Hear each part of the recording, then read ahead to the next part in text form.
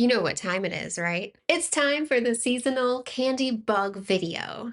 Welcome back. I'm Christine. This is Mike. If you're new here, you may not know this, but I've been creating candy bugs since the beginning of this year.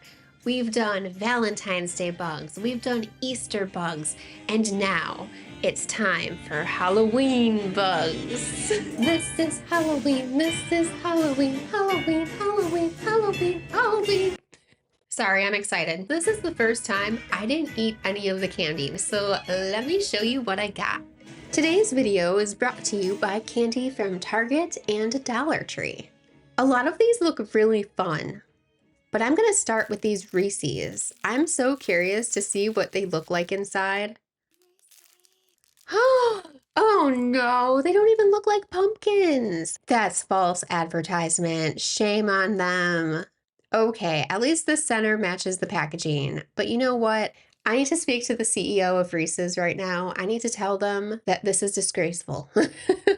How disappointing. I never really understood if you pronounce this as Reese's or Reese's, so you're gonna probably hear me pronounce this candy two different ways. I just want to put that out there right now before somebody makes a comment. I'm going to be using my own pencils for this because when I draw, I need some encouragement. I'm using this cute little wormwood moth that I took a picture of that was on my garage the other day as a reference. And then I also found this picture of the same moth and it's more purple. I don't know if this photo is enhanced, but I also want to use this as a reference as well. I'm gonna start by drawing out a pumpkin shape for the body. And oh my gosh, I can't draw and talk at the same time. This is gonna be such a difficult video for me. So my problem is that whenever I draw something on the left, I have a hard time drawing it the same way on the right. I think that's a common artist problem. So now it's time to add the wings. I'm just gonna make this little triangle shape. I think that's close enough. This is looking pretty good. I need to add these slightly smaller wings to make this moth look more complete. I don't want to make this exactly like the reference. I'm altering it a little bit because this is a special bug that's in my monster universe. I don't want it to look exactly like the actual bug. I want it to look cute and friendly and like something you would actually eat. And of course, it has to be inspired by the very disappointing pumpkin candy. Oh, the head looks weird. I'm just gonna erase it really quick and then add the little face. Oh, it's cute. Now, the candy was disappointing, but I don't want my bug to be disappointing, so I'm gonna erase these little circles that I made to match the reference, and I'm gonna replace it with jack-o'-lantern eyes. No jack-o'-lantern is complete without a mouth. This is going to be the final detail of my jack-o'-lantern Reese's, or Reese's, whatever you like to say, pumpkin moth. That's a mouthful. I need to think of a better name. I feel like I could have drawn this a little bit bigger to make adding the color easier, but I'm just going to use my Artex paint markers to fill this in. I'm making this easy on myself. I want to make this look like a jack-o'-lantern with hints of purple. That way it matches the packaging and it makes you think of jack-o'-lanterns, pumpkins, and Halloween. I think the obvious name for this moth is the pumpkin moth. I don't know, maybe I can think of something more magical later. I've always been big into symbolism, so I wanted to come up with some symbolism. That way, whenever one appears in your life, you know exactly what it means. The magical pumpkin moth only appears during the season of change. So Halloween, fall, basically when all of the leaves change color and they start to fall to the ground. The pumpkin moth represents creative renewal, nostalgia, and the courage to start again. When a pumpkin moth appears, it's a sign to slow down, rest, but most importantly, to remember the joy in creating art. Moths are attracted to light. I wanted this little moth to be attracted to the creative spark that lives inside of you. If you're in the monster universe and you see a pumpkin moth or a bunch of them hanging around you, it means that they're attracted to a creative idea that they can see inside of you that you haven't let out yet. And they're there to encourage you to let it go. Oh, I love that so much. I can't wait to create more bugs. Let's move on to the next piece of candy. If you know who Ryan Trahan is, you probably know that he created his own candy. These are the Gummy Busters, and they're delicious. They have this like gummy filling, and then they have this candy coating outside. And if you're the type of person that loves texture, you're gonna love eating these. For some reason, they remind me of ticks. So I see the candy, I see the gummy filling, I think of a candy bug just sucking candy juices and nectar out of flowers and plants in the monster universe, and all of those juices being gathered into the back of the bug. Ticks are disgusting, okay? I don't want to draw a tick, but I'm going to use a tick as my reference because those are the features that I want in my Gummy Buster bug. I don't know if Gummy Buster is copyrighted. Oh, I hope not, because that's kind of fun. Anyway, ticks have these really long legs and they're skinny and they're creepy. I want my tick to have thick, playful legs. I hope that round legs don't tickle as much. If you've ever had a bug crawl up your arm or your leg, you know that you can kind of feel them as they move across your body. Oh, but they also tickle.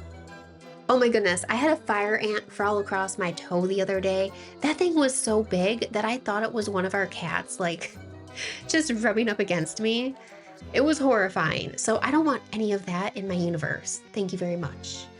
I don't know, I guess ticks are important in a way because they maintain the balance of the world and plant life and the ecosystem. My tick, however, goes around sucking the nectar and juices out of plants, like I said, which means they are a juicy treat for my monsters. They don't have anything magical about them. These ticks are basic, they're mid, they aren't impressing anybody. I still need a name for this little bug. I'm thinking of calling it the tickle tick, even though I don't want it to tickle. So let's just move on to the next candy. Halloween Pumpkin Peeps. I love that gooey, creamy marshmallow filling with all of the candied sugar on the outside. Strangely enough, Peeps make me think of a cockroach. I know that connection is a little bit weird to make, but I am trying to draw just like the creepier, gross bugs for this Halloween episode. I just finished watching the second season of Wednesday on Netflix. There was a scene where they showed Oriental cockroaches, and I decided to base my candy bug off of those because Pugsley had mentioned that, ooh, they're juicy and perfect for a late night snack. So I thought, if I was gonna make a cockroach cute and turn it into something that I would actually want to eat, I would want it to be like a gooey marshmallow filled bug. Now that I've drawn the most disgusting parts of this cockroach, I'm gonna come in with my eraser and erase all of the parts that I don't like. So the pointy little legs have to go. The antenna freak me out. I can't have any of that. Which means my marshmallow cockroach antenna are gonna be cute little curly cues that are round and friendly. They don't move in a weird way, they just look adorable. It's time to erase again because if I don't, I'm going to see the pencil lines underneath the layer of my Urtex acrylic paint markers. These paint markers are always advertised as opaque and that they cover the pencil below them. It's not false advertisement because some of the acrylic paint marker colors will cover the pencil underneath. But I found that the lighter colors that I'm about to use right now, like yellow and light orange, will not cover the pencil completely. Because of this, I have to add multiple layers of marker, and I just want to make things easier on myself. I don't want to have to add so many layers to cover up that pencil. My monsters are hungry. They're demanding fresh candy bugs. I don't have time for all of that. I didn't think I could actually make a cockroach cute, but I think I'm accomplishing it.